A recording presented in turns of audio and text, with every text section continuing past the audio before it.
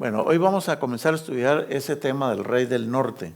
Bueno, hermanos, entonces vamos a comenzar con lo que dice Daniel capítulo 10, el versículo primero. Bueno, Daniel capítulo 10, el versículo primero, dice que en el año tercero del rey Ciro de Persia, o sea que ya no hay Babilonia según esto, ya Babilonia no está. Ahora estamos en el segundo reino, el rey Ciro de Persia. Dice que le fue revelada palabra a Daniel, cuyo nombre era Belsasar, así lo llamaban a Daniel. Y dice, agrega que la palabra era verdadera y el conflicto era ¿cómo? Grande. El conflicto grande. Y él prestó atención y entendió la visión. Parece ser que un discípulo de Daniel escribió esto. Porque si fuera Daniel, él mismo no hubiera escrito así. Pero a veces uno también puede hablar de esa manera. Hablando, por ejemplo, yo puedo decir, bueno, hermanos, el pastor de esta iglesia. Y yo puedo utilizar la tercera persona. Puede ser una forma de hablar, pero dice la Biblia de que él prestó atención y entendió la visión. No así como ¿se acuerdan la de Daniel 8? La de Daniel 8 él no le pudo entender y hasta se enfermó. Esta la entendió, y ahora ¿por qué la entendió? Dice porque él comprendió la palabra y tuvo inteligencia en la visión. Entonces en aquellos días dice, ahora él va a hablar. Yo, Daniel, estuve triste durante 3 semanas. La visión de Daniel 8 lo enfermó. Y ahora la que sí puede entender de una vez, lo pone como triste. Se puso triste. Y dice, y no comí alimento así delicado. Ni entró carne ni vino en mi boca. Ni me ungí hasta que se cumplieron 3 semanas enteras. ¿Un ayuno de cuántos días? 3 semanas ayuno. ¿Qué era lo que lo tenía tan preocupado? Según Daniel 2 y 3. Bueno, al final de las 3 semanas, dice que estaba un día cerca a un río. Ahí estaba cerca, a la orilla de un río, río Ulai, cuando de pronto tuvo una visión. Y en esa visión, ¿qué fue lo que vio? Dice que en el 24 del primer mes estaba yo a orilla del río Gidequel, alcé mis ojos y vi a un varón vestido de lino y su cintura ceñida de oro de Ufaz. Se parece mucho a otro personaje de la Biblia, ¿no? ¿Se acuerdan en Apocalipsis capítulo 1, cuando Cristo se le aparece a San Juan? Está vestido igualito. Está vestido de lino y también tiene un cinto de oro aquí, ceñido sobre su pecho. Entonces este es el caso que él está viendo. Y dice el versículo 6, su cuerpo brillaba como el berilo. Su rostro parecía un relámpago. Sus ojos como antorchas de fuego. Me parece estar leyendo Apocalipsis 1. ¿No les parece? Idéntico a Apocalipsis 1.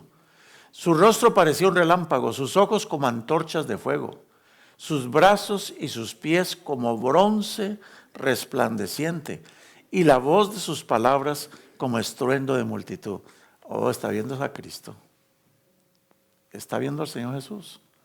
Sino que ahí no se llama Jesús, no tiene ese nombre, ¿no? Y dice el versículo 8 y 9, quedé pues yo solo y vi esta gran visión, y quedé sin fuerza, y desfallecí, sin retener vigor alguno.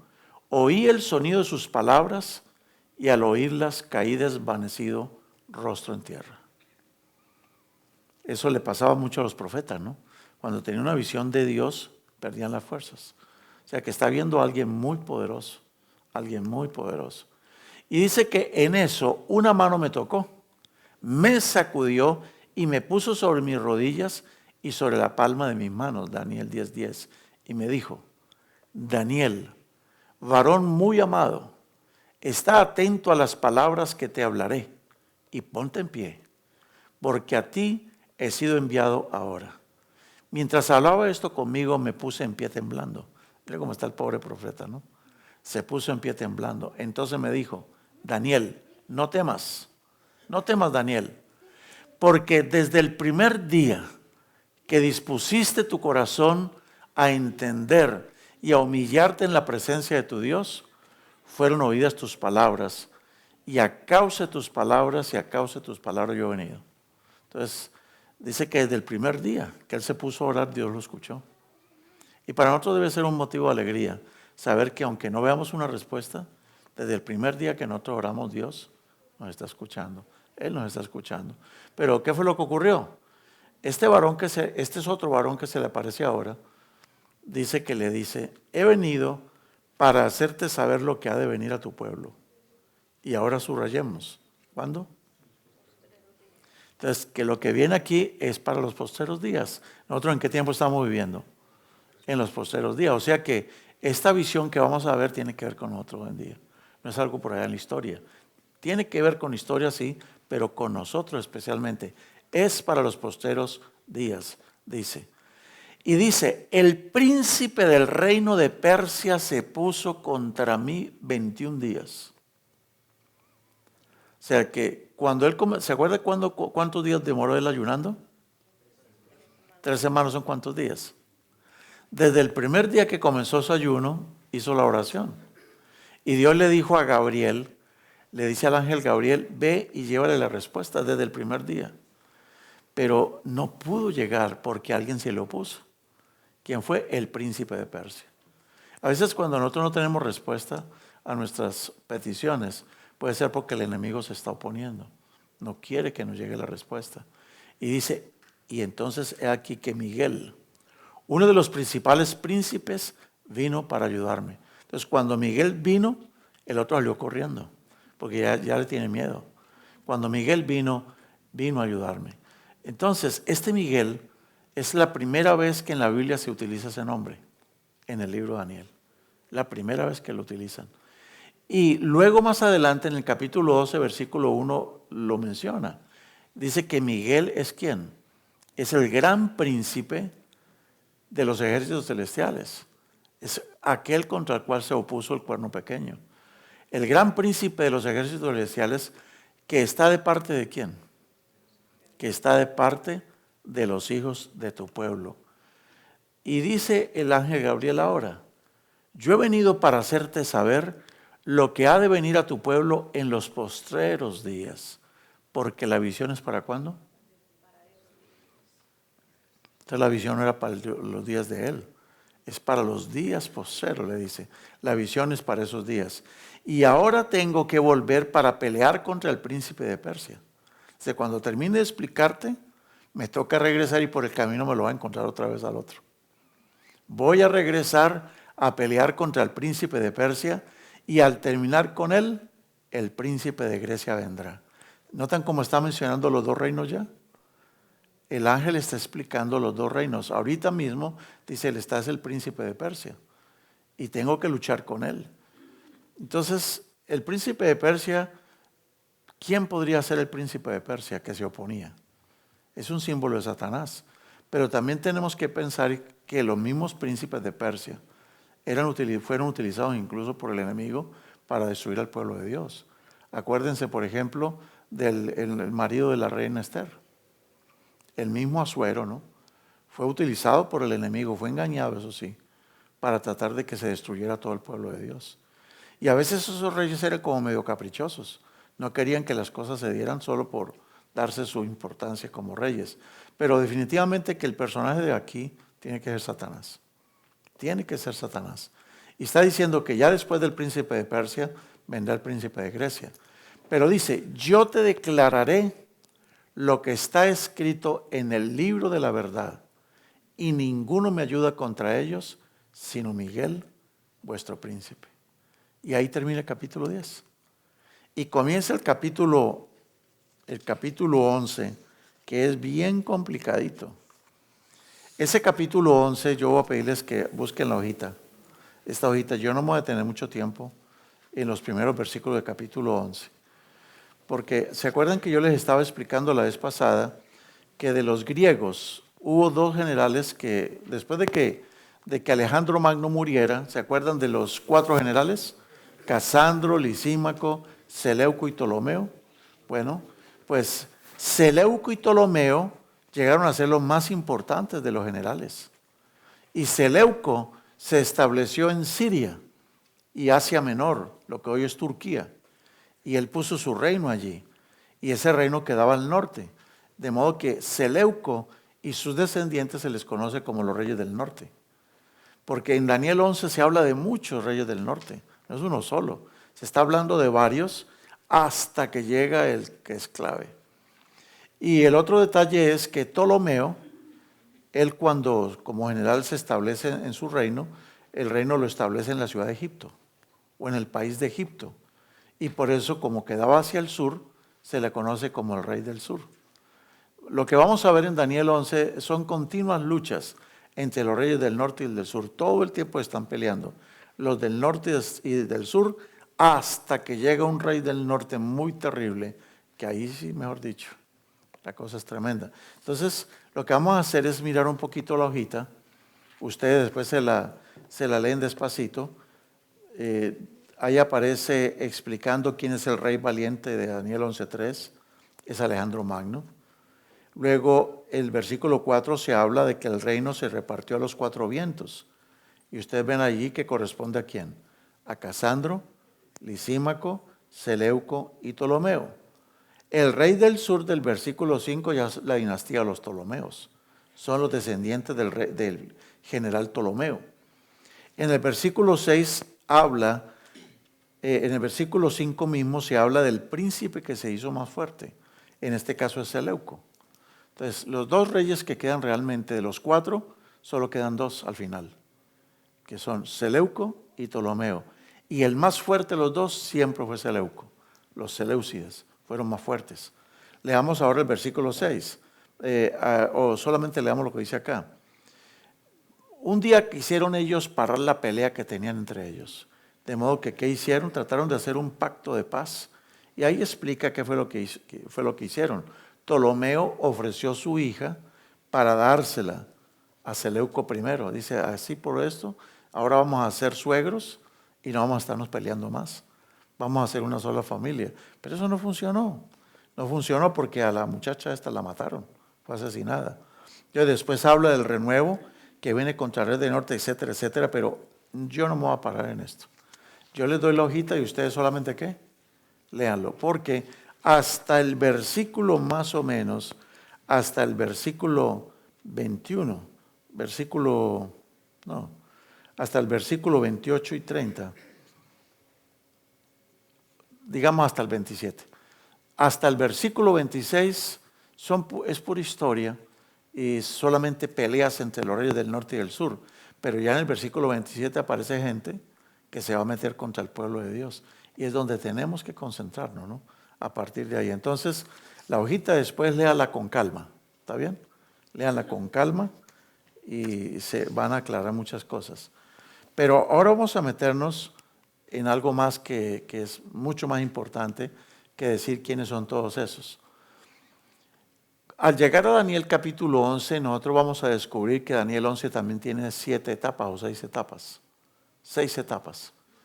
Ustedes van a notar que primero va a mencionar al rey de Medo-Persia, después menciona al rey de Grecia, después menciona al rey del norte Roma y después menciona a otro rey del norte que viola el pacto. Ahora yo quiero llamar su atención a lo siguiente, si ustedes me acompañan al libro de Isaías, el capítulo 14. A partir del versículo 12 se habla del demonio. Y mire lo que se dice del demonio en Isaías 14:12. ¿Cómo caíste del cielo, oh lucero, hijo de la mañana? Fuiste echado por tierra, tú que debilitabas a las naciones. Y ahora note muy especialmente lo que él pretendía. Tú que decías en tu corazón, subiré al cielo, en lo alto, por encima de las estrellas de Dios, levantaré mi trono. En el monte de la reunión, al lado del norte, me sentaré. Entonces, ustedes van a notar que se utiliza en este capítulo, se utiliza mucho que el oriente, el oriente aparece al final. Pero en este capítulo se mencionan las coordenadas geográficas, las coordenadas. Porque es que las coordenadas nos hablan de algo muy especial que lo vamos a notar hoy. Quiero decirles, el rey del norte, el verdadero rey del norte es Dios. El rey del norte. El norte es como decir la coordenada más importante.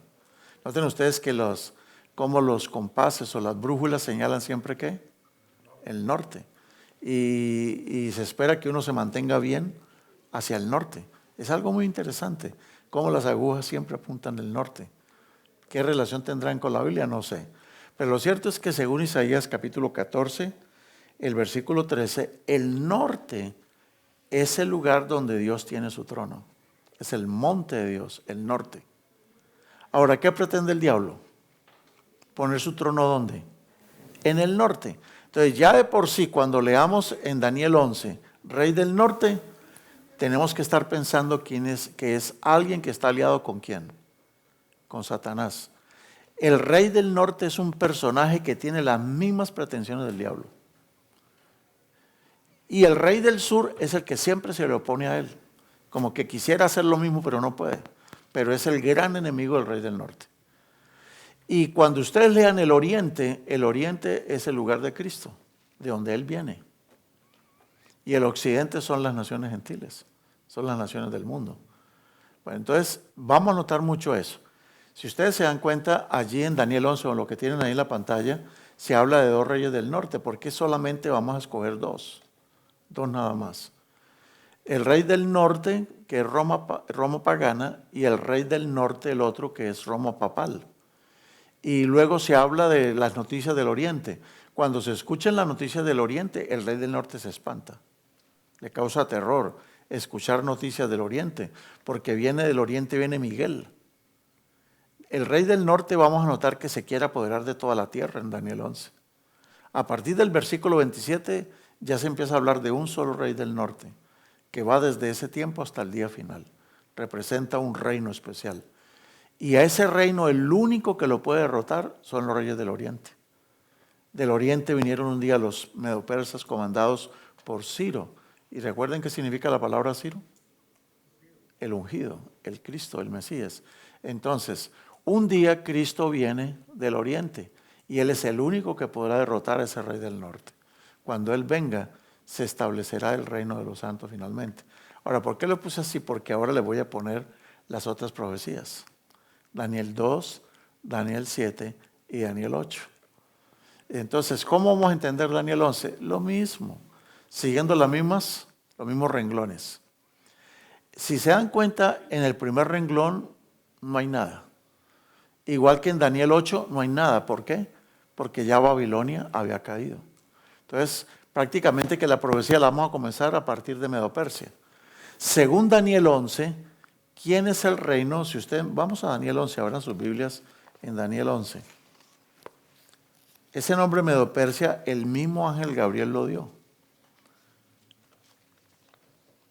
Por eso es que Daniel 2 es una profecía demasiado importante, porque Dios mismo la interpreta. Noten entonces Daniel capítulo 11.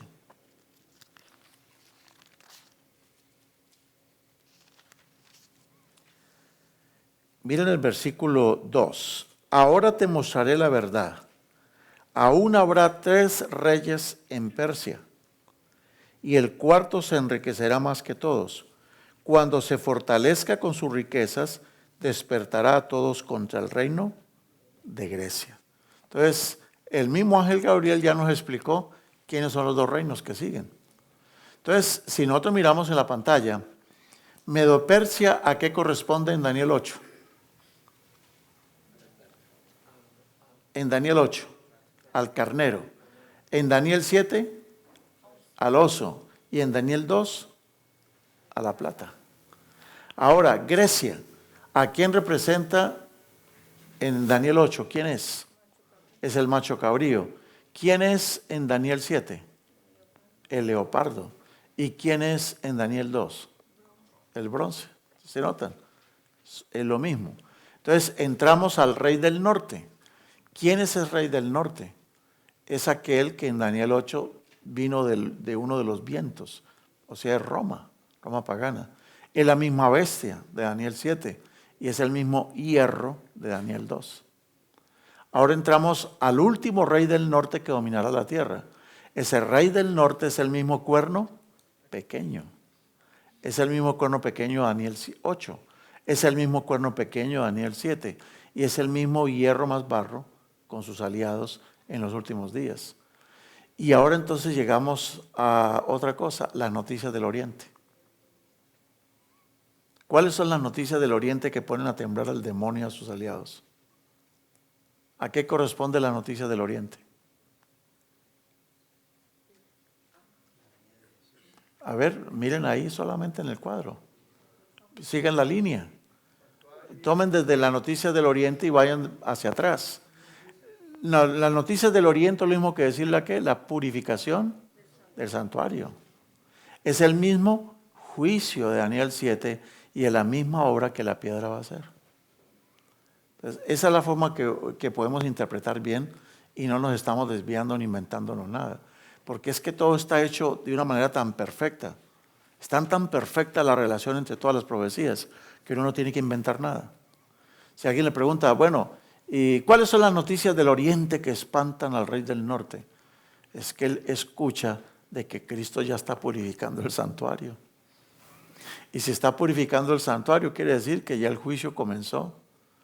Y quiere decir que sus días están contados porque la roca lo va a despedazar. Entonces, con razón él se asusta cuando escucha la noticia del oriente. Y ya ve, y después de la noticia del oriente, los santos reciben el reino según Daniel 12. Entonces, miren cómo están completamente encajadas entre sí todas las profecías. Por eso la profecía más importante es Daniel 2. Es la columna. Es la columna. En Daniel 8 no se habla del reino de los santos. ¿Saben por qué? Porque el profeta Daniel no alcanzó a escuchar el resto de la explicación porque se enfermó. ¿Se acuerdan que se enfermó? Y el hombre no quiso escuchar más nada, no entendía nada. Por eso ahí no se menciona el reino de los santos. Pero definitivamente que venía el reino de los santos después. Pero todas las profecías se encajan perfectamente. El renglón más importante en esa profecía para nuestros días hoy es ese que acabamos de señalar. Estamos nosotros en este momento viviendo entre el quinto y el sexto renglón nosotros. Estamos entre los dos. Entre el quinto y el sexto renglón estamos viviendo nosotros como raza humana. Porque la raza humana, nosotros ayer, como lo que estudiamos ayer y antier, ya estamos viviendo en el tiempo del juicio. ¿Se acuerdan ustedes con quién comenzó Dios el juicio? Se comienza con los muertos, ¿no? Lo leímos ayer. Y los vivos todavía no. Como todavía no es el juicio a los vivos, todavía tenemos esperanza. Hasta la misma Biblia dice, cuando una persona se muere, lo que le sigue es el juicio. Dice, y se muere y lo que sigue es el juicio, dice la Biblia. Entonces, no se nos haga extraño que le estemos diciendo de que Cristo comenzó su juicio en 1844 con los muertos. Pero todavía a los vivos no nos toca el turno, todavía no. Cada quien que se vaya muriendo, pues ya sabe que le tocó lo próximo. Pero mientras estemos vivos hay esperanza, hay oportunidad. Bueno, entonces, ¿quién es ese rey del norte terrible en el cual nos queremos concentrar a partir de Daniel 11:31? Todos los anteriores, en su hojita van a escribir, por ejemplo, que ahí aparece aquel emperador rey del norte en el tiempo en el cual murió Jesús. Pero donde yo quiero es concentrarme con ustedes es a partir del versículo 31. De ahí para atrás es pura historia y ustedes ya lo tienen en el papel. Ustedes ahí lo subrayan, lo anotan en su Biblia, si quieren poner anotaciones en la Biblia. Pero a partir del versículo 31 necesitamos abrir el ojo. ¿Por qué? Porque el ángel Gabriel le dijo a Daniel que la profecía, la visión de Daniel 11 ¿era para cuándo? Era para los tiempos postreros. Y entonces los tiempos postreros comienzan a partir del versículo 31. ¿Y por qué sabemos? Pues porque vamos a leer. ¿Qué es lo que hace el rey del norte? Dice, se levantarán de su parte tropas. ¿Qué van a hacer? Profanarán el santuario y la fortaleza. Quitarán el continuo sacrificio y pondrán la famosa abominación desoladora de la que Cristo habló. 3 cosas va a hacer ese rey del norte. Ahora, algunos dicen que ese rey del norte fue Antíoco Epífanes. Esa es la interpretación favorita de la Iglesia Católica Romana. Ellos sacaron esa interpretación porque ellos saben que todo lo demás les cae a ellos. Entonces ellos tratan de desviar la atención. Los teólogos de ellos trataron de explicarlo diciendo de que ese rey del norte que profanó el santuario, que quitó el continuo sacrificio y puso la abominación desoladora, fue Antíoco Epífanes. Y puede ser que tenga algo de razón en la historia. Tal vez fue un cumplimiento parcial. ¿Por qué? Porque Antíoco IV Epífanes, que era un seleucida, uno de los seleucidas, este Antíoco es descendiente de Seleuco, es uno de los reyes seleucidas. Este Antíoco Epífanes, él atacó a Jerusalén y saqueó el templo en el año 169. Él atacó el templo de Jerusalén. Ahí se me olvidó ponerles que era en el año 169 antes de Cristo. Ahí, si alguien está tomando nota, ponga 169 antes de Cristo. Ahora, ¿qué fue lo que hizo este caballero? Este Antíoco Epífanes se apoderó de Jerusalén y se hizo rey de Jerusalén. Él no destruyó el templo. ¿Pero qué hizo? Prohibió las prácticas religiosas de los judíos en el año 167 a.C. y levantó un altar al dios Zeus en el propio templo. ¿Se imagina lo que hizo este Antíoco Epífanes? Una estatua del dios Zeus dentro del mismo templo de Jerusalén. Eso lo hizo este individuo antes de Jesucristo, lo hizo él. Ahora, el libro de los Macabeos, el primer libro de Macabeos, que no es un libro inspirado por Dios, sino que es un apócrifo, en 1 Macabeos capítulo 1, versículo 54, dice que lo que hizo Antíoco Epífanes fue una abominación desoladora. Entonces, el autor de Macabeos está utilizando la expresión de Daniel, del profeta Daniel, para decir de que la abominación desoladora fue la que hizo Antíoco Epífanes. Ahora sí entendemos por qué ese libro es aceptado en las Biblias católicas. ¿Están captando o no? ¿Sí me hago entender lo que quiero decir? Si ustedes ven sus Biblias, las Biblias que tenemos nosotros no tiene el libro primero de Macabeos. ¿Cierto que no? Nosotros no aceptamos el primer libro de Macabeos como inspirado por Dios. Porque el primer libro de Macabeos dice unas abominaciones terribles. Ese es el libro que enseña, por ejemplo, los libros de los Macabeos enseñan de que cuando una persona se muere, usted puede dar limosnas para que la persona se salve. Entonces, ¿por qué creen ustedes que la Iglesia Católica Romana dijo que esos libros eran inspirados? ¿Y por qué creen que los puso dentro de la Biblia católica? ¿Cuál interés? La Iglesia Católica enseña de que si usted paga misas y da limosnas y si usted paga las indulgencias, usted hace que las ánimas del purgatorio salgan de allí. ¿Y en qué se basan ellos? En el segundo libro de Macabeos. ¿Y de dónde sacaron ellos de que el anticristo, el rey del norte, el cuerno pequeño es Antíoco Epífanes? ¿De dónde cree que lo sacaron? De ahí. Por eso ese libro lo tienen allí. Lo utilizan para tratar como decir, mire, la Biblia lo dice, pero todo el mundo sabe que ese libro es falso. Ese libro no es inspirado por Dios. Porque póngase a pensar que el mismo autor del libro comienza a escribir diciendo lo siguiente: bueno, como todo el mundo anda escribiendo cosas, a mí me pareció también escribir un libro. Y si en algo me equivoco, por favor, perdónenme, discúlpeme. ¿Cómo puede ser inspirado por Dios un libro así? ¿Tiene sentido? Dígame. ¿Podría ser inspirado por Dios un libro de esos? No, si es inspirado por Dios, ¿por qué anda pidiendo disculpas? Entonces, son libros como esos que no los aceptamos, no aparecen en nuestras Biblias, no los aceptamos, son apócrifos. Pero la Iglesia romana sí los pone, porque es en esos libros donde encuentra de pronto alguna justificación para lo que ellos andan enseñando, ¿no? Entonces, muy bien. A causa de lo que hizo Antíoco Epífanes, se produjo la famosa guerra de los Macabeos. Ahora, el primer libro Macabeo, el segundo libro, los libros de los Macabeos no son inspirados por Dios, pero son útiles. ¿Por qué son útiles?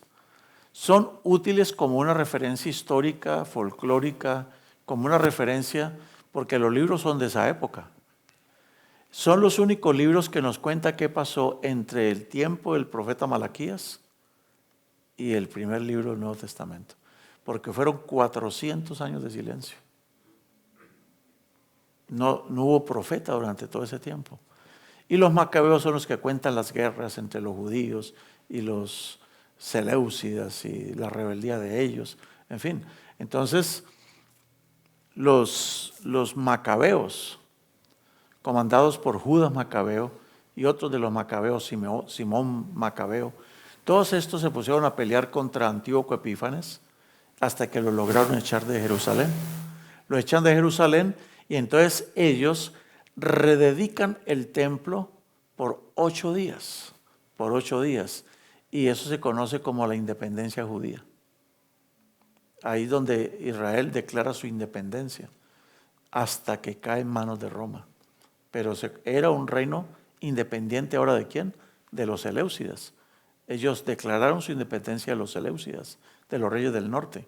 Pero, en fin, y esta es una de las razones también por la cual ellos celebran la fiesta de la Hanukkah, donde ellos celebran la independencia que tuvieron también de Antíoco Epífanes. Pero bueno, volviendo a la interpretación escatológica, la interpretación real de lo que significa eso de Daniel 11:31, allá se dice que el rey del norte hace una cosa, profana el santuario. ¿Qué es el santuario? ¿Es la morada de Dios o no? ¿De qué manera Roma papal profanó el santuario? Que ya le estoy diciendo, Roma papal es la que sigue después de Roma pagana. Es el reino que sigue. Corresponde al cuerno pequeño, es el mismo rey del norte. Es el rey del norte. ¿Por qué es el rey del norte? ¿Se acuerdan qué fue lo que dijo el demonio?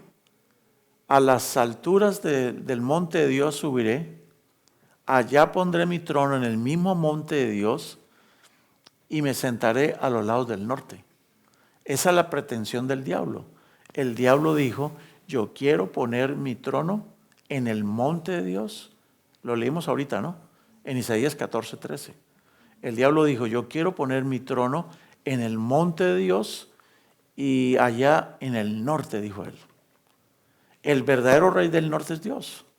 Él es el verdadero rey del norte. El otro es un usurpador. Alguien que pretende ser Dios. Y por eso es que el anticristo tiene el mismo espíritu del demonio, porque en 2 Tesalonicenses 2:4, hablando del hombre de pecado, el hijo de la perdición, el inicuo, dice que se sienta en el templo de Dios como si fuera Dios. Entonces, ¿está notando que tiene las mismas pretensiones del demonio o no? ¿Dónde dijo el demonio que va a poner su trono? En el mismo monte de Dios. ¿Y el anticristo dónde quiere poner su trono? En el mismo templo de Dios. Por eso se profana el santuario. Ahora, ¿qué otras cosas hace? Miren ustedes cómo el obispo de Roma se dio títulos que solamente le pertenecen a Dios. Y eso es una profanación. ¿Cómo se hace llamar a sí mismo? Su santidad. Cuando la Biblia dice que no hay justo ni a uno solo, ni siquiera uno solo en la tierra es justo. Pero se llama su santidad. Y también se llama Santo Padre. Y eso contradice lo que Jesús dijo, no llaméis a nadie Padre en la tierra, porque solamente uno es el Padre y es el que está en los cielos. Y el otro título que se dio a sí mismo es el vicario de Cristo en la tierra. ¿Y ese título le pertenece a quién? No. ¿Quién es el vicario de Cristo en la tierra? El Espíritu Santo. El vicario, la palabra vicario quiere decir el representante. Entonces, porque Cristo lo dijo, si yo me voy, ¿a quién le voy a mandar? Le voy a mandar al Espíritu Santo. O sea que el vicario de Cristo en la tierra es el Espíritu Santo, pero no es el Papa. Entonces, de esa manera, él profanó el santuario. ¿Qué fue lo segundo que hizo el rey del norte? Que fue lo mismo que hizo el cuerno pequeño y que lo estudiamos en los días pasados. Dice que quita el continuo sacrificio. Daniel 11:31. ¿De qué manera quita el continuo sacrificio? Primero que todo, restaurando ¿qué? Eso ya lo estudiamos o no. Recuerden que el único sacrificio válido es el sacrificio de ¿quién? De Jesús. Es el único sacrificio ahorita. Ya no necesitamos más sacerdotes. No necesitamos más sacrificios en altares. No necesitamos más sacrificios de animales. Pero ¿qué hizo Roma? Roma reinstauró el sacerdocio. Otra cosa que metió Roma en el mundo fue el sacrificio diario de la misa. Y a la gente pues ahorita le hacen comer la hostia y cuando se casan le hacen beber el vino. En fin, entonces el sacrificio diario de la misa le quitó protagonismo a Jesús. Ya le quita el protagonismo a Cristo. Y contradice las Escrituras cuando dice de que solamente hay un solo sacrificio y fue el que Cristo hizo. La tercera cosa que hizo el anticristo para quitar el continuo sacrificio fue crear lo que se llama el sacramentalismo. Ya también lo estudiamos. ¿Se acuerdan qué es el sacramentalismo? Acuérdense que en el caso de nosotros los cristianos tenemos ritos en las iglesias. Son los ritos. Pero en la iglesia romana lo que tiene son ¿qué? Sacramentos. ¿Cuál es la diferencia entre un rito y un sacramento? Recuerden que ya lo estudiamos. El rito es solamente una demostración. Pero el sacramento ¿qué? El sacramento, según ellos, tiene poder de hacerlo a uno más santo, de transformarlo a uno, de darle méritos. Entonces, por eso para ellos, digamos, la Eucaristía es el máximo sacramento para ellos. Si la persona come la hostia y toma el vino, está comiendo el cuerpo real de Cristo y la sangre real de Cristo. Y si tú comes la carne de Cristo y bebes el vino de la consagración, entonces Cristo está metido dentro de ti realmente. Eso es Cristo el que me metió. Luego tú te hiciste santo. Por eso al católico se le pide que debe participar de la Eucaristía para poder ir al cielo. Y para poder participar de la Eucaristía tiene que primero confesarse. Y para poder obtener el perdón de los pecados solamente un sacerdote lo puede dar. O sea que eliminaron a Jesús o no. Ellos dicen que interceden delante de Jesús, pero a Jesús lo pusieron como tan inaccesible que para poder ir a Jesús hay que acudir a la Virgen María para ver si de pronto Jesús, por amor a su mamá, nos escucha. O de pronto hay que utilizar palancas, ciertos amigos de influencia, como San José, si estoy casado, o Santa Bárbara, si tengo miedo, o la Virgen del Carmen, si soy un chofer. ¿Estamos notando el asunto? O sea que la iglesia romana metió el asunto del sacramentalismo, donde el sacerdote tiene poder para hacerte santo. El rito ya no es rito, es algo que te da santidad, te va a infundir gracia, te infunde santidad. Ellos dan limosnas, mire, y algo que entender en la teología católica es que la teología católica no enseña que uno sea salvo por los sacramentos.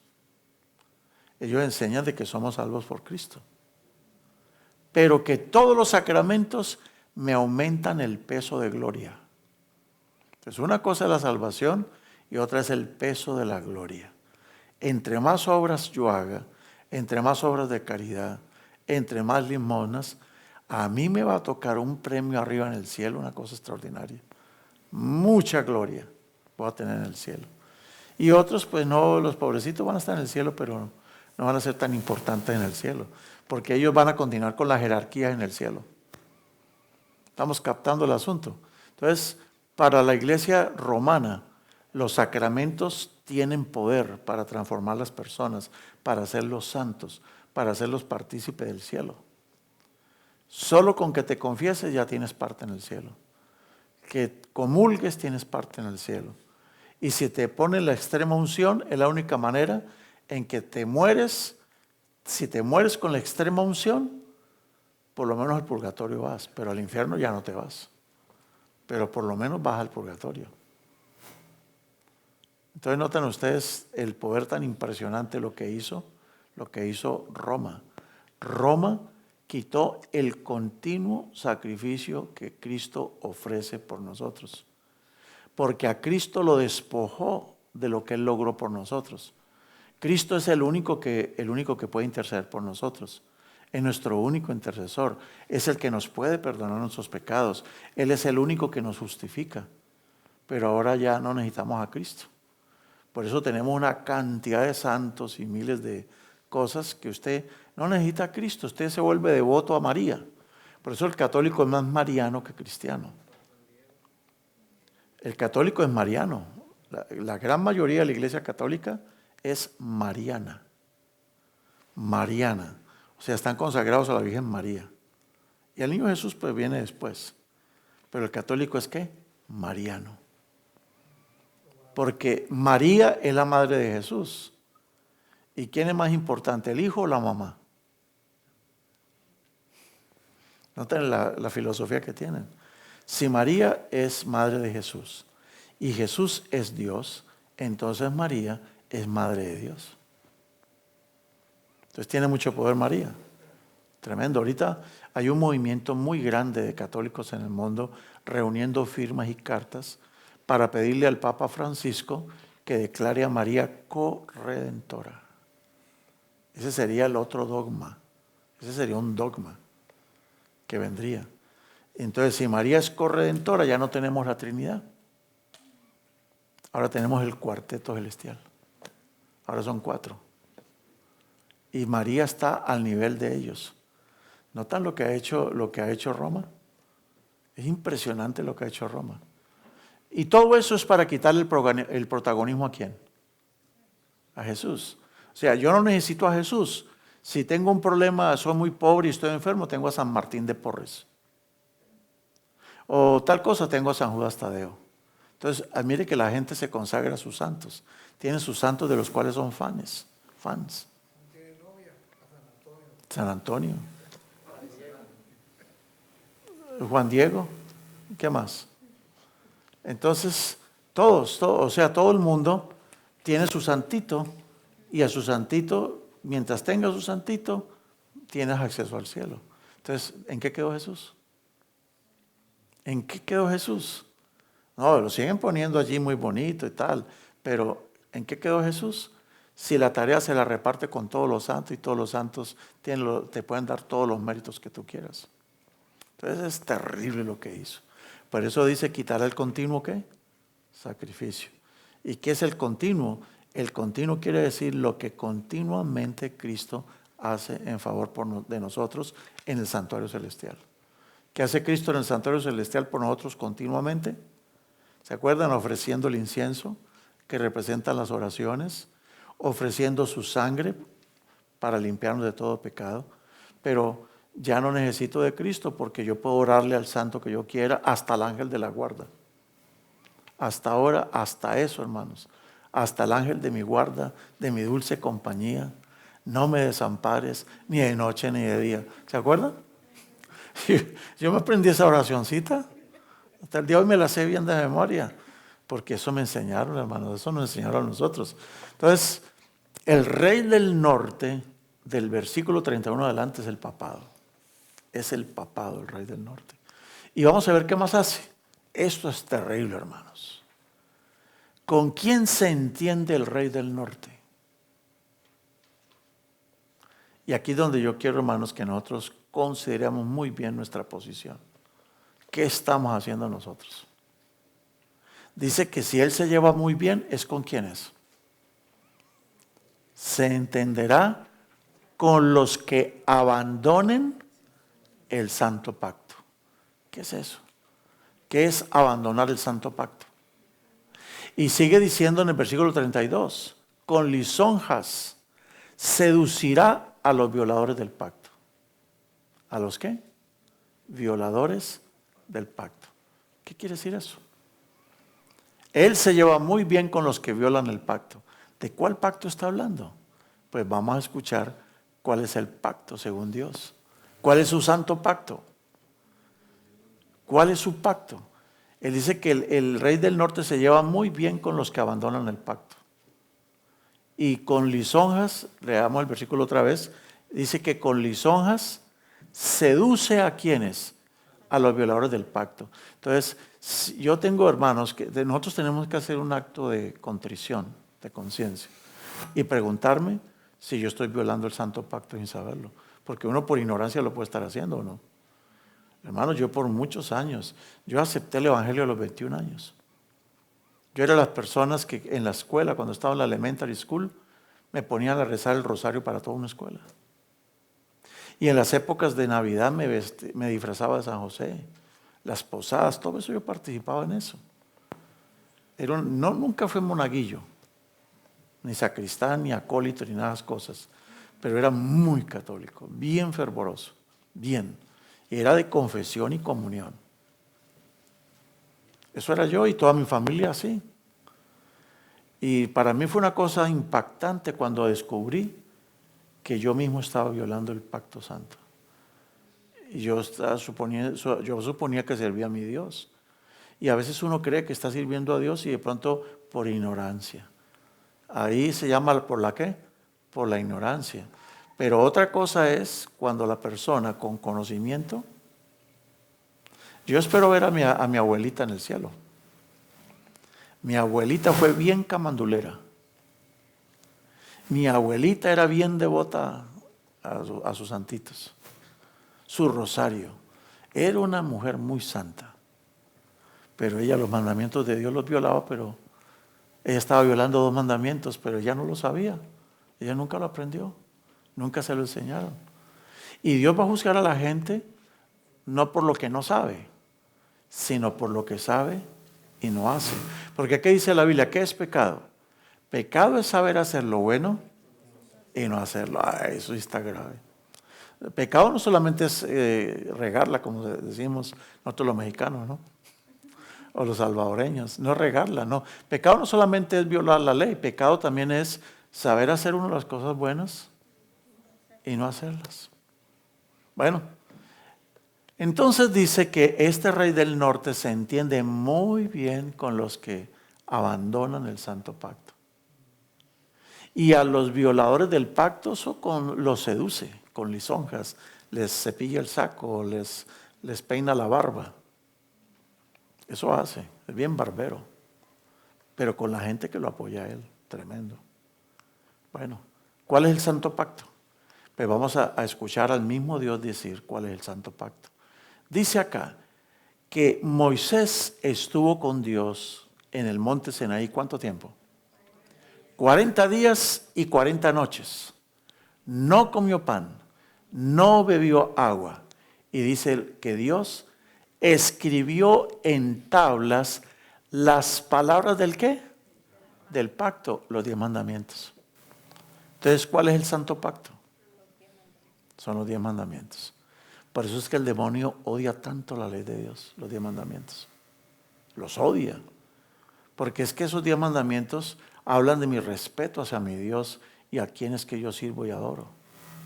Bueno, miren ustedes en Deuteronomio 9:9, cómo el propio Moisés, miren cómo habla Moisés. Cuando yo subí al monte para recibir las tablas de piedra, ¿las tablas del qué? O sea, no, ¿se acuerdan las 610 leyes que escribió Moisés? Las 610 leyes no son las tablas del pacto, porque esas terminaron en la cruz. Pero la ley que Dios escribió con su propio dedo es eterna. Y es la que el demonio ataca especialmente. Dice Moisés que cuando él subió al monte para recibir las tablas de piedra, las tablas del pacto que Jehová hizo con vosotros, estuve entonces en el monte 40 días y 40 noches sin comer pan ni beber agua. Y sucedió al fin de los 40 días y 40 noches que Jehová me dio las 2 tablas de piedra, las tablas del pacto. ¿Está claro eso o no? Y lo vuelve a decir en Deuteronomio 9:11. Y ahora mire lo que dice en Deuteronomio 9:15. Y volví y descendí del monte, el cual ardía en fuego, con las tablas del pacto en mis 2 manos. Muy bien. Entonces, ¿será que esas tablas del pacto que Dios escribió con su propio dedo, será que en el nuevo pacto existen? ¿Será que Dios cambia de opinión en el nuevo pacto? Pues mire que vamos a notar. Dice Hebreos capítulo 10, el versículo 16. Este es el pacto que haré con ellos después de aquellos días. Dice el Señor, pondré mis leyes, ¿en dónde ahora? Ya no en tablas de piedra, dice, las pondré ¿dónde? En sus corazones y en sus mentes las escribiré. O sea, el Dios sigue siendo el mismo. Las mismas condiciones que Dios le puso a los judíos y al pueblo antes de los judíos, son las mismas condiciones para nosotros hoy en día. O ustedes imagínense un día esto. Un día están en el tribunal, en el juicio divino, está el cristiano y está el judío aquí. Y el judío Dios lo va a condenar porque violó, por ejemplo, el mandamiento de no venerar imágenes. Pero al cristiano no lo condena porque para el cristiano no existe la ley. Para el judío sí existe la ley. Y el judío tenía que guardar bien la ley. Pero el cristiano fue liberado de la ley. Dios condena a este y a este lo salva. ¿Qué va a decir el universo? ¿Qué clase de Dios es ese?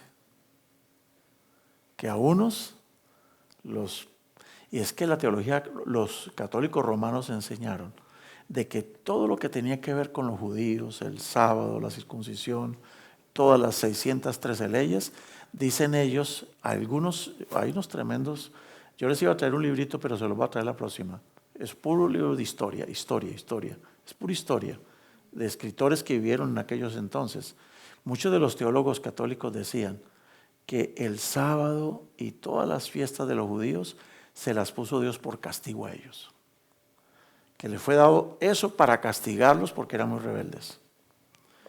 ¿Ustedes creen que Dios dio su ley para castigar a un pueblo? Eso es lo que el diablo quiere enseñar. Que Dios pone leyes para castigarnos, para hacernos sentir mal. Esas son las acusaciones del diablo. Pero bueno, Dios dice que en el nuevo pacto Él va a poner sus leyes en nuestros corazones. Porque en una piedra, pues ahí se quedan. Pero si me las escribe en el corazón, las mismas leyes que Él escribió con su dedo en tabla de piedra, ahora quiere escribirlas en nuestras mentes. ¿Sí nos gustaría que Él las escribiera en la mente? ¿Con su propio dedo? Bueno, eso es lo que él quiere hacer. Pero ¿qué hizo el rey del norte? Él violó el pacto santo y ya lo hemos estudiado hasta la saciedad. ¿Cómo violó el pacto santo? Por ejemplo, el segundo mandamiento de la ley de Dios, que en Éxodo 24, ¿qué dice? No te harás imágenes, ni ninguna semejanza de lo que está arriba en el cielo, ni abajo en la tierra, ni en las aguas debajo de la tierra. No te inclinarás a ellas, ni las honrarás. ¿Por qué razón? Porque yo soy Jehová, ¿cómo? Soy Jehová tu Dios, fuerte, celoso, que visito la maldad de los padres sobre los hijos hasta la tercera y cuarta generación de los que me ¿qué? Entonces, cuando una persona venera una imagen, ¿qué le está haciendo a Dios? Lo está ¿qué? Aborreciendo. Mire cómo el enemigo metió eso. Y millones de personas se arrodillan delante de las imágenes pensando que están adorando a Dios. Cuando lo que están haciendo lo están aborreciendo. Y están haciendo, dice allí, ¿una qué? Maldad. Dice, yo soy un Dios fuerte, celoso, que visito la maldad de los padres sobre los hijos. ¿Cómo llama Dios la veneración de una imagen? Una maldad. Y la gente no sabía eso. Yo no sabía eso. Yo cargaba mi escapulario también. Porque los que cargamos el escapulario sabíamos de que si nos moríamos, la Virgen un día iba a sacar del purgatorio alándonos del escapulario. Sí, para nosotros los católicos devotos no había que perder el escapulario. Pierda cualquier cosa. Me van a robar la cadena de oro, róbesela, pero el escapulario déjenmelo. Porque de acuerdo a la enseñanza católica, el día en que la Virgen María saque el alma del purgatorio, la ala del escapulario. Bueno, si yo me muero creyendo eso porque no aprendí más nada y tengo mi fe en mi Diosito así, creyendo en el escapulario, ¿me puedo salvar? Sí, sí, porque lo hice ¿cómo? Con fe en lo poco que yo sabía. Pero ahora que tenemos más luz y conocimiento, por Dios, no podemos nosotros seguir la misma historia ya no más, ya no podemos. Porque pecado es saber hacer lo bueno y no hacerlo. Pero mire qué tremendo, dice Daniel 11:38, de que el rey del norte honrará en lugar de Dios al Dios de las fortalezas. ¿Quién es ese Dios de las fortalezas? La palabra que aparece allí es una palabra aramea que dice Mausim. ¿Qué es eso del Mausim? Pues hermanos, resulta ser que todas las ciudades, todas las fortalezas, todos los castillos tenían un Dios protector. Por ejemplo, Éfeso, su diosa era Artemisa y la ciudad estaba consagrada a la diosa Artemisa. Palas Atenea era la diosa que protegía a Esparta y Zeus era el dios que protegía ¿a quién? A Atenas. Todas las ciudades de los griegos, de los paganos, tenían un dios que los protegía. Pues, ¿qué resulta? ¿Qué hizo Roma? Pues Roma metió el mismo cuento. Ahora nosotros tenemos, no los dioses, ¿no? Tenemos los santos que protegen las distintas fortalezas, ciudades, naciones y países. Ahora tenemos a la Guadalupana, patrona de América. Yo creo que si la Virgen María supiera, un día llega a saber todo lo que se ha hecho en su nombre, ella se va a horrorizar o no. cuando ella nunca pretendió eso. Ella siempre dijo, la sierva del Señor, haz lo que mi hijo diga. La Virgen María era lo más humilde y sencilla, pero la han convertido en una diosa. Si la Virgen María supiera eso, se moriría de un ataque cardíaco. Lo que hicieron de ella. Miren ustedes cómo hay ciudades en esta Unión Americana que están consagradas a un dios, a un santo. Los santos de las fortalezas. El Dios de las fortalezas quiere decir los dioses protectores de las ciudades. Es lo que quiere decir. Y entonces ahora tenemos a San Diego en los Estados Unidos, en California, ¿no? Tenemos a San José en California también. A San José lo tenemos en Costa Rica. Tenemos a San Juan en Puerto Rico. Sao Paulo en el Brasil. San Marino es una isla por allá en el Mediterráneo. ¿Qué otras ciudades son consagradas a ciertos santos? ¿Hay muchas o no? Sí. Santa Marta, una ciudad de Colombia. Ok. Hay muchas vírgenes que son patronas. Por ejemplo, Colombia, la Virgen de Colombia es la Virgen del Perpetuo Socorro. Está consagrada. Y Colombia está consagrado al Sagrado Corazón de Jesús. Al menos, por lo menos aunque sea Jesús, ¿no? Pero es increíble lo que ha hecho Roma, hermanos. Lo que hizo Roma fue terrible. Todos estos santos le están quitando el protagonismo ¿a quién? ¿Quién es el único que debería ser el protagonista? ¿Quién? Cristo. Él es el máximo. Él fue el que murió en la cruz, no fue la Virgen María. Y lo decimos con respeto. No fue la Virgen María. No fueron los santos los que dieron su vida en la cruz. Ninguno de ellos nos puede dar el perdón, solamente Cristo. Entonces, todo esto lo hizo el Rey del Norte porque él aborrece a Jesús. Él no quiere que Cristo sea el protagonista. Y dice Daniel 11:38 que qué va a hacer el Rey del Norte con los dioses de las fortalezas. Dice, los honrará con oro y plata, con piedras preciosas y con cosas de gran precio. ¿Y eso se ha cumplido o no? Claro. Ustedes se pueden imaginar esas estatuas como las están.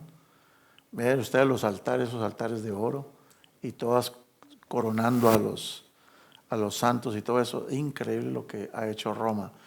Y no solamente hizo eso con las imágenes, sino que también violó el pacto en el cuarto mandamiento.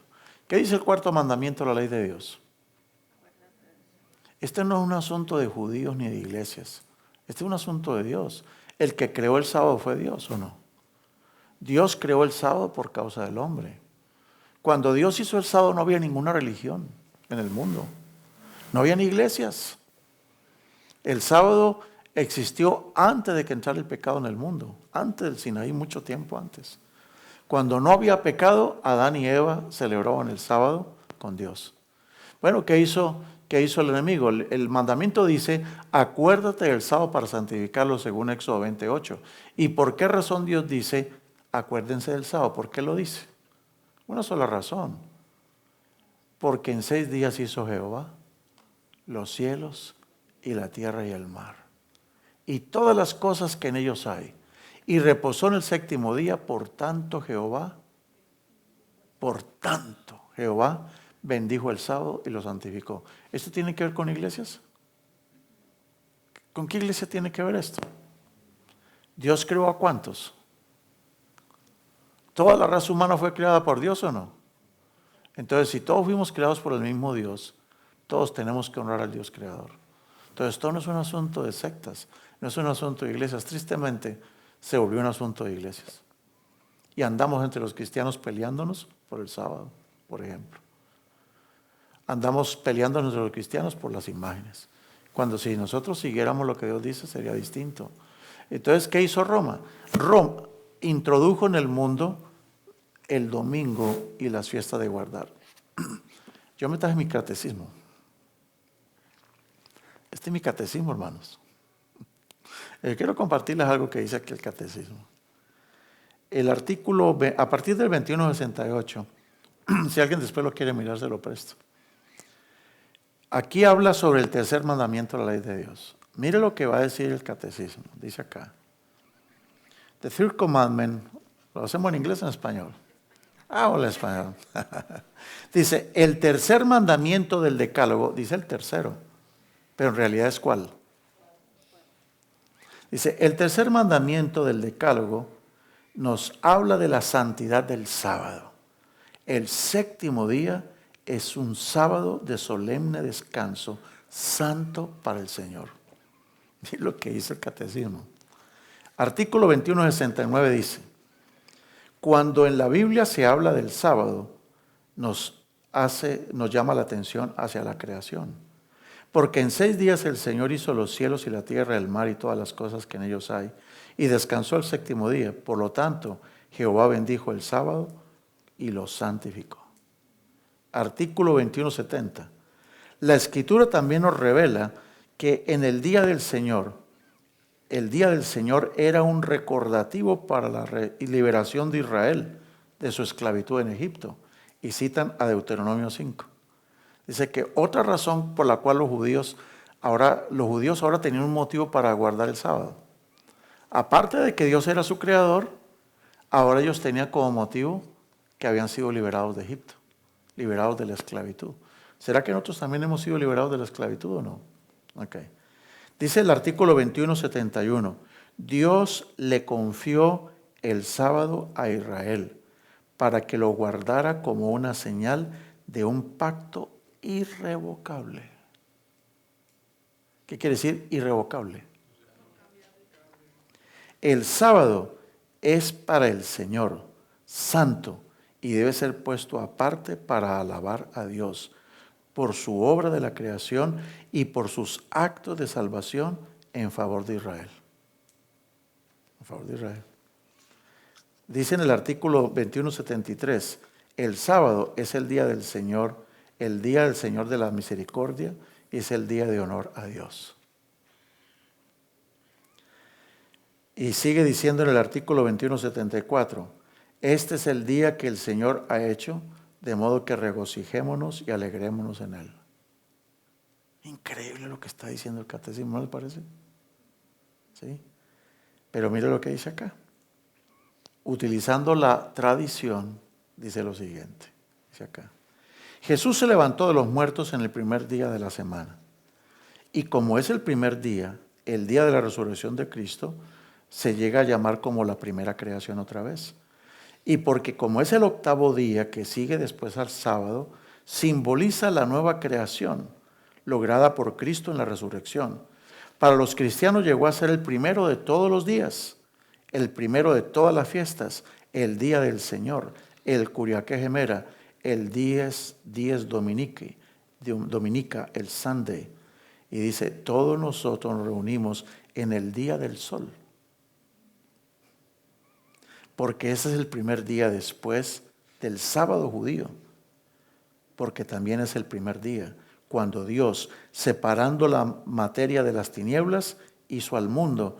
Y en ese mismo día Jesucristo, nuestro Salvador, se levantó de los muertos. Está diciendo cosas bonitas, ¿no?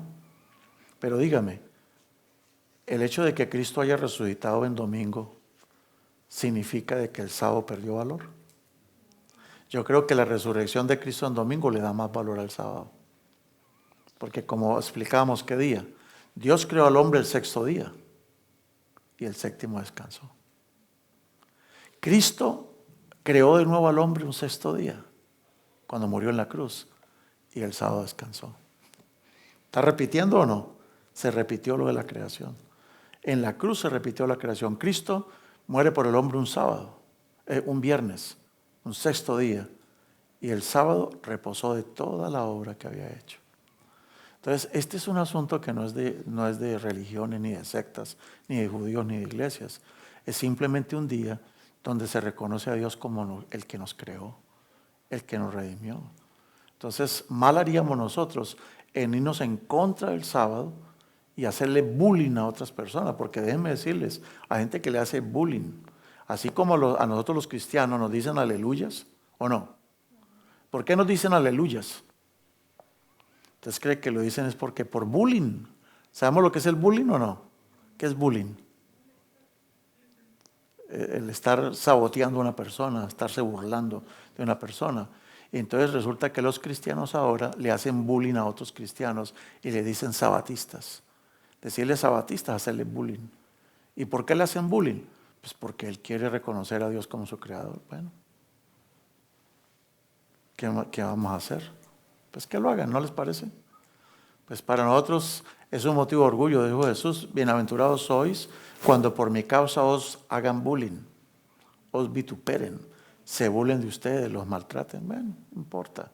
Bueno, pero ¿no les parece increíble lo que dice el mismo catecismo? Reconoce que el sábado es el día del Señor, pero el catecismo dice, pero nosotros, la iglesia, lo cambiamos por el domingo. Y no solamente por el domingo. Mire lo que la iglesia metió en todo el mundo. Dice acá, en el artículo 2177 del catecismo dice: además de esto, nosotros observamos el día de la Navidad de nuestro Señor Jesucristo, la Epifanía, la Ascensión de Cristo, la fiesta del cuerpo y la sangre de Cristo, la fiesta de María, Madre de Dios, la Inmaculada Concepción, la Asunción, la fiesta de San José, la fiesta de los apóstoles, santos apóstoles, Pedro y Pablo, y la fiesta de todos los santos, obligatorias para todos los creyentes.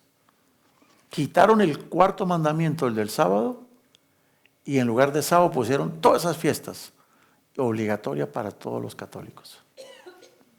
¿Qué vamos a hacer nosotros, hermanos? Salimos de la iglesia romana, pero nos está pasando a muchos como cuando salieron de Egipto los israelitas. Salieron de Egipto, pero seguían con Egipto, ¿o no? ¿Cuántas veces nos dijeron regresémonos a Egipto? Ay, cómo extrañamos las ollas, extrañamos los berros, los pescados, los melones. Volvámonos para Egipto. Salieron de Egipto, pero siguieron con las prácticas de Egipto. Salieron de Egipto y siguieron adorando el becerro de oro, cuando el becerro de oro era el dios Apis que adoraban en Egipto. Entonces, hermanos, si nosotros salimos de Babilonia, salgamos de verdad. Tenemos que salir de Babilonia. No podemos seguir practicando los errores de la madre. Bueno. Dice la Biblia en Daniel 11:37, del Dios de sus padres no hará caso, ni del amor de las mujeres, ni respetará a Dios alguno, porque sobre todo se engrandecerá. ¿Qué tiene que ver eso que no hace caso del amor de las mujeres? Saben que ahorita mismo están en un sínodo de obispos y están discutiendo darle validez a los matrimonios de los gays. Están dando esa validez, ¿no? Ahora, ¿será que está aquí con esto defendiendo a los gays y todo eso? No, no tiene nada que ver. Pero sí tiene que ver con algo que Roma metió, obligando a todos los sacerdotes, a todos sus religiosos, a observar el celibato. Pero ¿qué decía la Biblia? Que el rey del norte no haría caso del amor de las mujeres. Y por eso ustedes ven tantos casos de pederastia, tantos casos de homosexualismo y miles de cosas, tristemente, dentro de la iglesia romana. ¿Es triste o no? Esas demandas millonarias, todos los escándalos atroces que hay, ¿no? Bueno, él no va a respetar a Dios alguno, dice, y sobre todo se engrandecerá. Y colmará de honores a los que le reconozcan. Y por precio repartirá la tierra. Eso es lo que ha hecho Roma con todos los reyes que le reconocen. Va y los corona como reyes. Están siempre en las reuniones de los presidentes. Siempre andan en todas las reuniones importantes, en los desfiles militares. Ahí están los representantes. Porque ella colma de honores a los que le reconocen. Los colma de honores. Dice, la octava cosa que hace el rey del norte es que a algunos de los sabios, dice, algunos de los sabios caerán para ser depurados y limpiados y emblanquecidos hasta el tiempo determinado, porque aún para esto hay plazo. Daniel 11:35, ¿qué está hablando? De la Inquisición. Cuando a Roma vio que gente se le opuso, entonces desató la Inquisición, la terrible persecución. Y estamos llegando al final del tema. Dice que una de las cosas que va a hacer es que va a poner la abominación desoladora. ¿Qué es eso de la abominación desoladora? Miren, la palabra abominación es la palabra hebrea shikut. Shikut. ¿Qué quiere decir shikut? Shikut quiere decir un ídolo detestable que causa desolación y consternación. O sea que el rey del norte va a levantar un ídolo detestable, obligando a todo el mundo a que lo adore. Va a levantar un ídolo. Va a levantar algo muy abominable. Va a hacer que la gente se arrodille delante de ese ídolo, le besen las manos, le besen los pies a ese ídolo, y que todo el mundo esté pero en adoración hacia ese ídolo. ¿Quién es ese ídolo? Históricamente, ese rey dice que hará su voluntad, se ensoberbecerá. ¿Cuál será el ídolo detestable del que está hablando Daniel 11:36? Tiene un cumplimiento histórico y uno escatológico. Dice que el rey del norte, ¿qué va a hacer? Se engrandecerá sobre todo Dios. Y contra el Dios de los dioses hablará maravillas y prosperará ¿hasta cuándo? Hasta que sea consumada la ira, hasta el final de la historia, porque lo determinado se va a cumplir. Pues bueno, eso tiene dos cumplimientos históricos. Pues resulta que el primer ídolo detestable que todo el mundo adoró, veneró, le besó los pies, le besó las manos, y todo el mundo fue el mismo papado. El mismo papado es una abominación. Porque mire, él se corona con 3 coronas. Es la famosa tiara. Entonces, el sistema papal es una abominación. Porque él está por encima de todos. Ustedes leen lo que escribía, por ejemplo, el Papa Gregorio. Gregorio VII decía que al Papa es el único que todos los príncipes le deben besar los pies. Es el único que tiene derecho para quitar y poner reyes. Cuando solamente es Dios el que hace eso. ¿Quién es el que quita y pone reyes? Dios, pero el Papa dice que él tiene ese poder. Eso dice Gregorio VII, eso enseñó Gregorio VII. Y él decía que su palabra, dice, la palabra del Papa es sin error. Él es el único que puede corregir a todo el mundo, pero a él no lo pueden corregir. Es lo que se llama la infalibilidad papal. Cuando el Papa habla ex cátedra, o sea, bajo inspiración divina, lo que él dice es dogma para toda la iglesia. La máxima autoridad es el Papa y todos los obispos le obedecen a él. No son los obispos la máxima autoridad, es el Papa. Es el que tiene todo el poder sobre la tierra. Él tiene las 3 coronas, la corona del cielo, la corona de la tierra y la corona del infierno. El rey de todo. Entonces, ese es un ídolo abominable. Él mismo se hizo ídolo. Hizo lo que hizo Nabucodonosor. ¿Se acuerdan que Nabucodonosor, pues, se mandó a hacer una imagen, pero realmente era para adorarse a sí mismo? Fue lo que le hicieron hacer al rey de Medo-Persia. Bueno, entonces, la abominación desoladora en la historia fue la exaltación del papado. Pero en lo escatológico, ¿será que en los últimos días se va a levantar qué? Una imagen. ¿Qué quiere decir abominación? Un ídolo detestable. ¿Y qué es un ídolo? Es algo ante el cual la gente se arrodilla, ¿o no? ¿Y qué dice? En Apocalipsis capítulo 13. En Apocalipsis 13 dice de que la bestia del mar y la bestia de la tierra se ponen de acuerdo para ponerle 666 y hacer que todo el mundo los adore. Que todo el mundo adore a la bestia. ¿Y quién es la bestia? El papado. Va a hacer que todo el mundo adore a la bestia.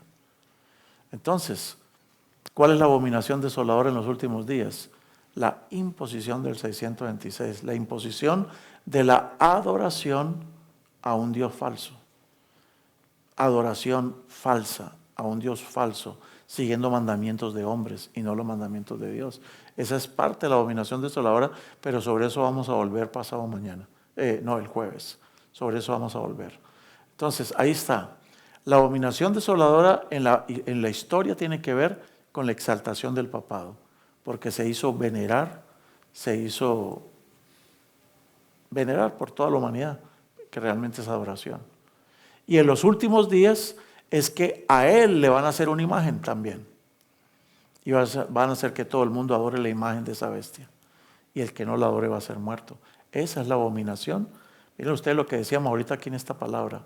¿Es la abominación qué cosa? Que causará ¿qué? Desolación y consternación en la tierra. Eso es lo que van a lograr al final entonces ellos. Pues bien, hermanos, pero yo voy terminando ya el tema. Aquí hay una noticia terrible. Pero en el tiempo del fin, le va a salir un gallito fino al rey del norte. ¿Me hago entender cuando digo un gallito fino? Le va a salir uno que se le va a oponer y le va a crear problemas. ¿Y cómo se llama el personaje? El rey del sur.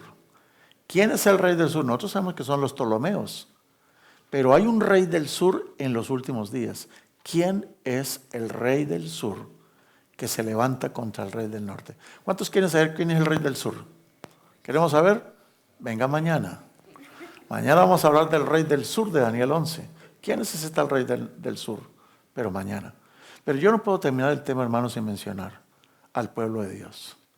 ¿Qué dice el pueblo de Dios? ¿Qué dice la Biblia? ¿Qué dice Daniel 11:31 de los santos del pueblo de Dios?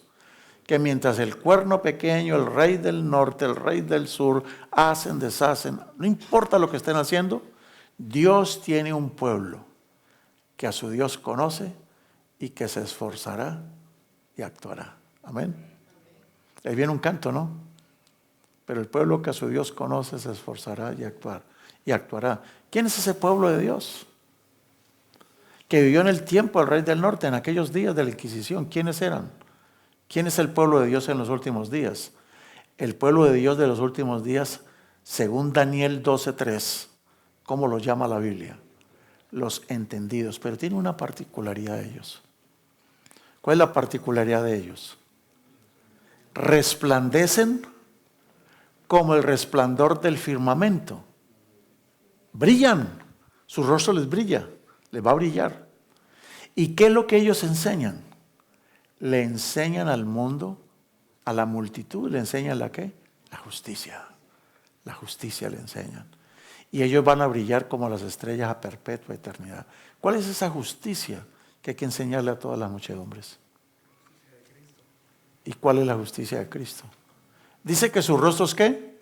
Brillan. Pues miren qué interesante.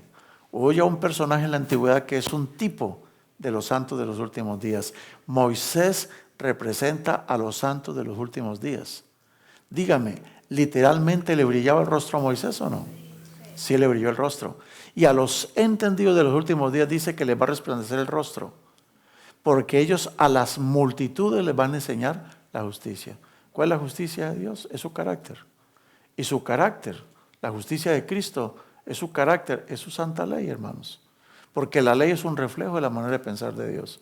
Cuando usted lee los mandamientos de la ley de Dios, ¿se dan cuenta ustedes de qué clase de Dios es o no? ¿Qué tal que, por ejemplo, Dios dijera, primer mandamiento, las mujeres tienen que besarle los pies a los hombres? Cortarle las uñas y besarle los pies a los hombres. Ustedes dirían, uy, este Dios es un Dios que por la ley se conoce al Dios. ¿Ese sería un Dios qué? Dígame la palabra tan que la dicen.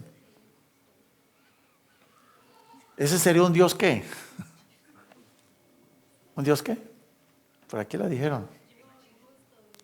Digo injusto, pero hay otra palabra por ahí. Machista. Un Dios machista, ¿sí o no? ¿Que cómo así que las mujeres tienen que besarle los pies a los hombres?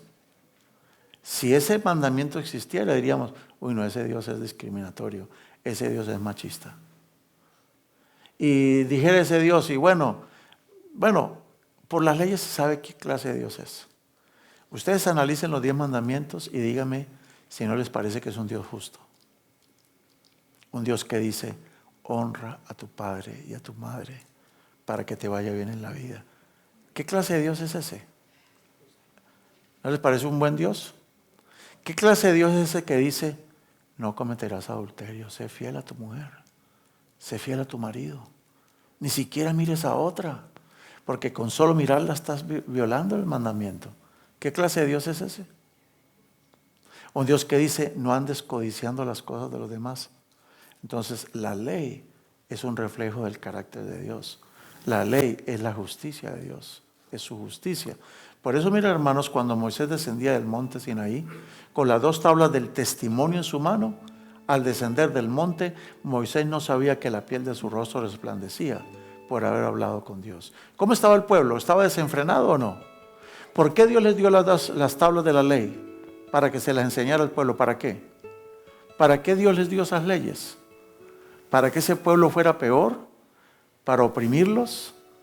¿Para qué les dio la ley? Dígame, ¿para qué les dio la ley? ¿Para amargarles la vida? ¿Qué dicen?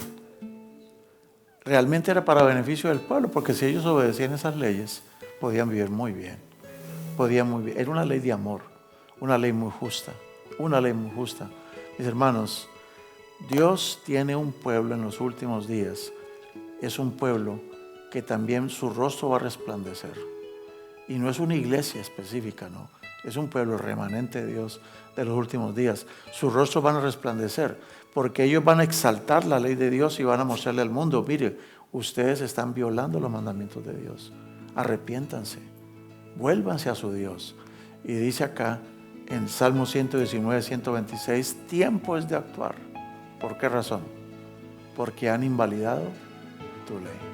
Tiempo es de actuar, oh Jehová, dice el salmista. Es tiempo de actuar.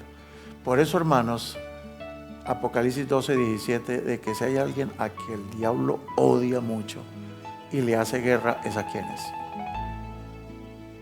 Dice, y el dragón se fue a hacer guerra ¿contra quién? Contra los que guardan los mandamientos de Dios y tienen la fe de Jesús. ¿Qué tiene la ley de Dios que le molesta tanto al diablo?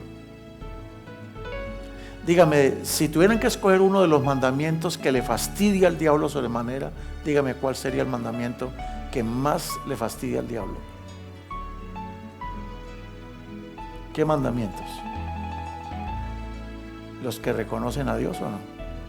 Por eso se opone tanto específicamente a esos mandamientos, porque es que son los mandamientos que reconocen sencillamente a Dios. Pero hermanos, según Daniel capítulo 11, el gran conflicto entre el rey del norte y Miguel muy pronto va a terminar.